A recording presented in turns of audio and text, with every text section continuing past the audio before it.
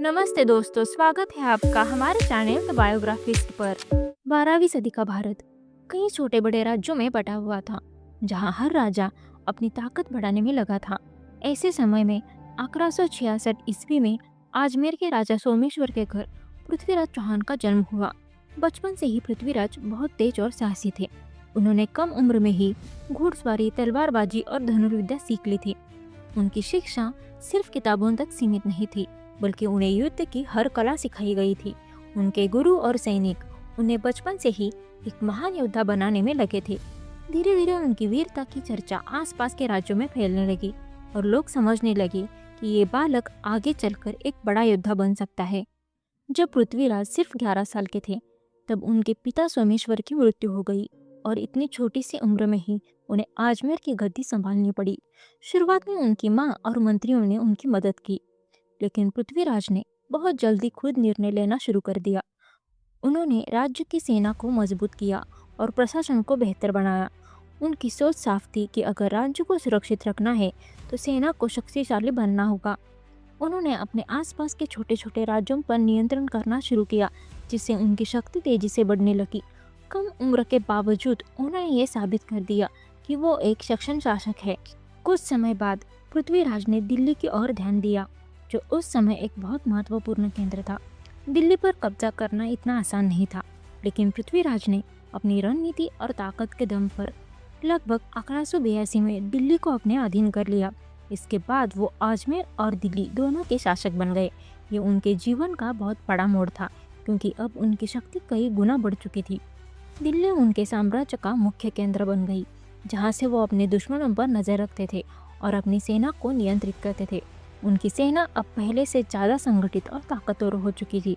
पृथ्वीराज का जीवन हमेशा संघर्षों से भरा रहा। उनके सबसे बड़े प्रतिस्पर्धी थे कन्नौज के राजा जयचंद, जिनसे उनका राजनीतिक टकराव चलता रहता था। इसी दौरान पृथ्वीराज ने कई छोटे छोटे राज्यों को हराकर अपने साम्राज्य का विस्तार किया था। उनकी युद्ध शैली तेज और आक्रामक थी। वो दुश्मनों पर अचानक हमला करके उन्हें चौंका देते थे। उनकी सेना में अनुशासन था और सैनिक अपने राजा के लिए जान देने के लिए भी तैयार रहते थे। यही कारण था कि पृथ्वीराज की पहचान एक शक्तिशाली और निर्भीक योद्धा के रूप में बनने लगी थी। इसी समय भारत की ओर एक नया खतरा बढ़ रहा था, जिसका नाम था मोहम्मद घुरी। उसका उद्देश्य था भारत में अपना शासन प्रस्थापित करना। उसने पहले सिंध और पंजाब के क्षेत्रों पर हमला किया और धीरे धीरे भारत के अंदर प्रवेश करने लगा। उसकी नज़र अब दिल्ली और अजमेर पर थी, जो पृथ्वीराज के नियंत्रण में थे। पृथ्वीराज समझ चुके थे कि ये दुश्मन साधारण नहीं है, इसलिए उन्होंने अपनी सेना को युद्ध के लिए तैयार करना शुरू कर दिया। दोनों के बीच टकराव होना तय था और पूरा उत्तर भारत इस बड़े युद्ध की ओर बढ़ रहा था। सन 1191 में हरियाणा के तारियान के मैदान में पृथ्वीराज और मोहम्मद घुरी की सेनाएं आमने सामने आ गई।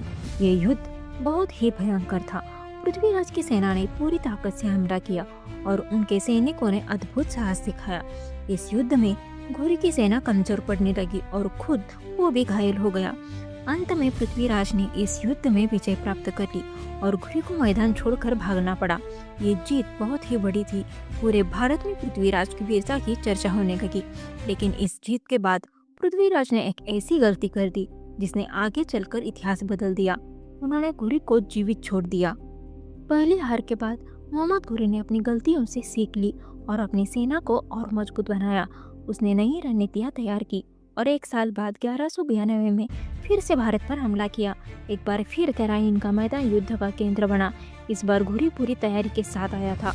उसने घुड़सवार तीरंदाजों का इस्तेमाल किया, जो उस समय एक नई और प्रभावशाली रणनीति थी। पृथ्वीराज की सेना पारंपरिक तरीके से लड़ रही थी, लेकिन घुरी की चालाकी भारी पड़ गई। धीरे धीरे युद्ध का रूप बदलता गया और अंत में पृथ्वीराज को हार का सामना करना पड़ा। उन्हें बंदी बना लिया गया और ये हार भारतीय इतिहास का एक महत्वपूर्ण मोड़ बन गई। हार के बाद पृथ्वीराज को कैद कर लिया गया और उन्हें अपने राज्य से दूर ले जाया गया। कहा जाता है कि कैद के दौरान उनके साथ बहुत कठोर व्यवहार किया गया। अंततः उनका जीवन समाप्त हो गया, लेकिन उनकी कहानी अमर हो गई। पृथ्वीराज चौहान सिर्फ एक योद्धा नहीं, बल्कि एक कुशल शासक भी थे।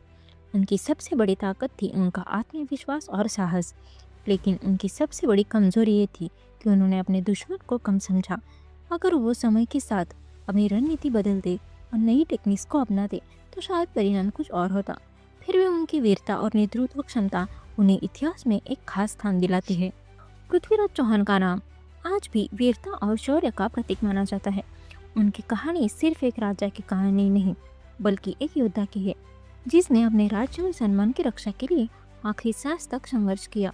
उनके हार के बाद भारत में एक नए युग की शुरुआत हुई, लेकिन उनकी बहादुरी आज भी लोगों को प्रेरित करती है। तो दोस्तों, ये थी पृथ्वीराज चौहान की कहानी। अगर वीडियो पसंद आया हो तो लाइक शेयर जरूर करें और हमारे चैनल को सब्सक्राइब करना ना भूलें। तो मिलते हैं अगले वीडियो में ऐसी ही और एक कहानी के साथ। तब तक के लिए जय हिंद। Thanks for watching.